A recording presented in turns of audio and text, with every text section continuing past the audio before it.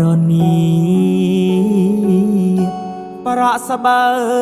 កណ្ដោអូនកូនអ្នកផ្សារជាភាពល្អកកូនអ្នកមានត្រកូនអ្នកមានសាយអូនបានសន្យា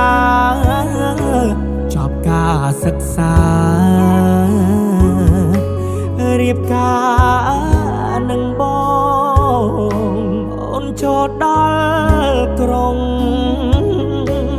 អូនលងនឹងភ្លើងផ្លេចស្រុកស្រែយើងអូននាងផ្លេចប្រាប់បង